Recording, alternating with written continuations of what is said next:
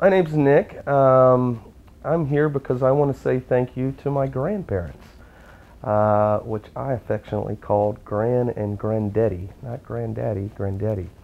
Um, it always seemed like that I could do no wrong in their eyes. They were really more like my parents to me growing up, since I grew up in a single family or a single parent household.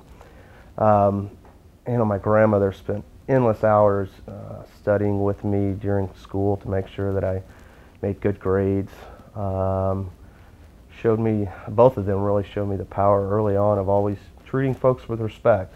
They owned a jewelry store, and I kind of grew up in that jewelry store and learned the value of a dollar very quickly, which I'm thankful for today, especially in these trying times.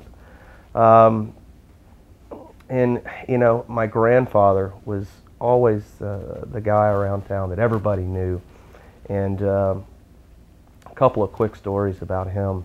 I wasn't there for this story, but my uncle got up and said a eulogy during his funeral, because he died a few years back. And he had been into a candy bar one time in front of a bunch of buddies, and they said, "Well, Joe, there's worms in that candy bar." And my granddaddy said, without missing a beat, well, those worms are full of candy too.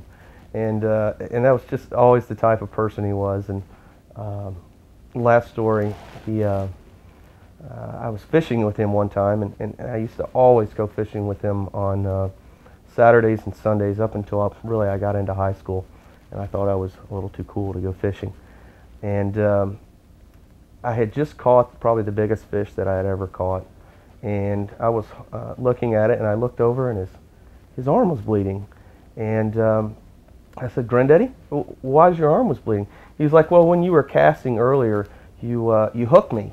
And I was like, and he didn't even whimper, and that's how strong of a man he was. And whenever I'm feeling down or trying to get the courage to do something, I always think of my grandfather and think of the things that he did for me that I never really realized until he was gone. Now, Gran, she was always the woman that kept the whole family together. She always cooked on Thanksgiving and Christmas. But one of my most favorite stories, I guess you could say, about my grandmother is she loves to tell the story about the day I was born. She says, "Nicholas, the day you were born, it was a beautiful February.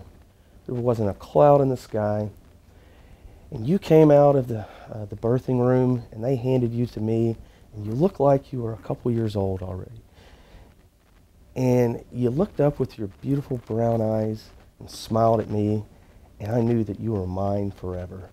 And that story is just so powerful to me, because even though I don't remember it, I actually feel like I was there, especially because I've heard it so many times.